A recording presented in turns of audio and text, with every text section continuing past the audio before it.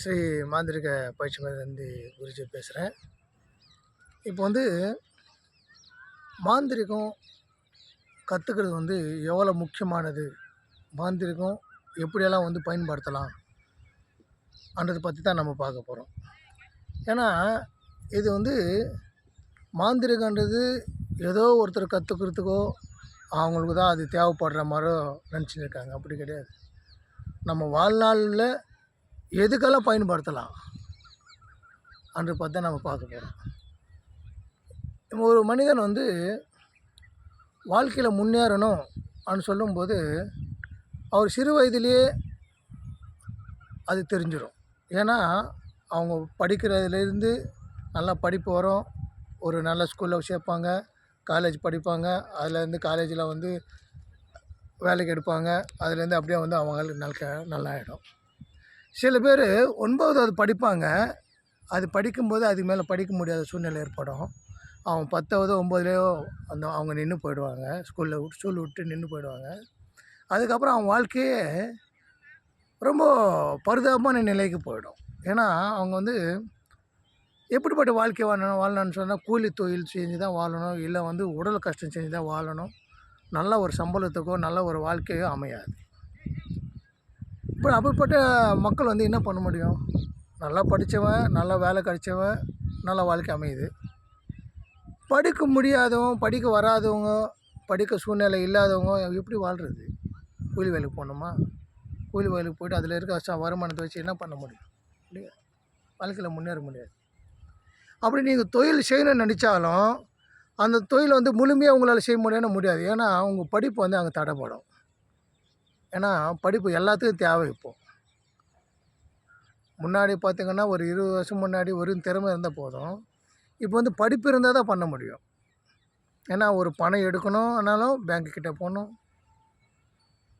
ஒரு பணம் ஒரு லோனு வாங்கினாலும் பேங்க்குக்கிட்ட போக வேண்டியது இருக்குது. எல்லாமே ஆதார் கார்டில் நடக்கக்கூடிய இப்படி எல்லாம் படிப்பு இருந்தால் தான் எழுத முடியணும், எழுத தெரியணும், ஏதோ சில இங்கிலீஷ் வார்த்தைகள் பேச தெரியணும், இல்லைன்னா அவங்களால ஒன்றும் பண்ண முடியாது. அப்படி இருந்தால் மட்டும்தான் வாழணுமா? நடுத்தர வர்க்கத்தில் சேர்ந்தவங்க எப்படி வாழ்கிறது? அதுக்கு தான் மாந்திரிக தொழில் அவனுக்கு எப்படி கட்டுப்பாடு கொடுக்குது பாருங்கள். அவங்க வாழ்க்கை வந்து எப்படி மேல்மையாக்குது பாருங்கள். மாந்திரிக தொழிலில் ஒரு தேவதை வழிபட்டு அந்த தேவதையை வழிபடுறது முறையாக ஒரு குருக்கிட்ட கற்றுக்கிட்டு அந்த தேவதை வந்து பூஜை பண்ணுறது எப்படி, அந்த தேவதை வந்து தினந்தோறும் வந்து எப்படி பூஜை பண்ணணும், அந்த தேவதைக்கிட்ட வந்து எப்படி அருள் வாங்கணும்ன்றது மட்டும் நீங்கள் தெரிஞ்சுக்கினீங்கனால உங்கள் வாழ்க்கையில் எல்லாமே மாறுதல் நடக்கும். என்ன காரணம்னு சொன்னால், நீங்கள் வந்து ஒரு விஷயத்தை தேடி போகணும், ஒரு விஷயத்தை செய்யணும் அனும்போது உங்களுக்கு சில விஷயங்கள் புரியாமல் எது பண்ணணும்னு தெரியாமல் கஷ்டப்படுவீங்க. ஆனால் தேவதை வழிபாடு பண்ணுறவங்களுக்கு அந்த கஷ்டம் இருக்காது. காரணம் என்னென்னா, அந்த தேவதையே உங்களுக்கு எல்லாமே அமைச்சு கொடுக்கும். எப்படி அமைச்சு கொடுக்குதுன்னு சொன்னால், எண்ணத்துலேயும் சிந்தனையிலையும் செயல்பாட்டுக்குள்ளேயும் அது உங்கள் உடலில் இருந்து அந்த தேவதையே உங்களை வந்து வழிநடத்தி செய்யும்.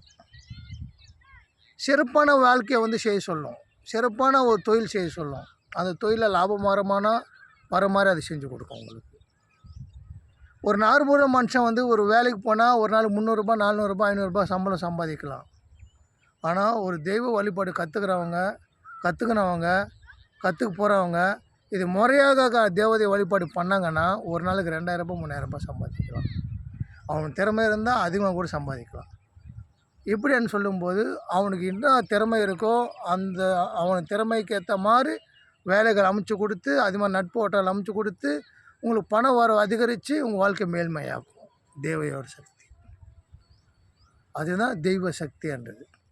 இந்த தெய்வ சக்தி நீங்கள் செய்ய வேண்டியது ஒரே ஒரு விஷயம்னா, நல்ல குருக்கிட்ட தெளிவாக கற்றுக்கிறது தான் உங்களோட தன்மை. அது மட்டும் நீங்கள் கற்றுக்கிட்டாலே உங்கள் வாழ்க்கையில் 100% அன்னிலேருந்து வாழ்க்கை மாறிடும். என்கிட்ட தீட்சை வாங்கினவங்க, மந்திர தீட்சை வாங்கினவங்க அந்த 10 நாளையே அவங்க வாழ்க்கையில் நிறைய மாற்றங்கள் கிடச்சிருக்கு.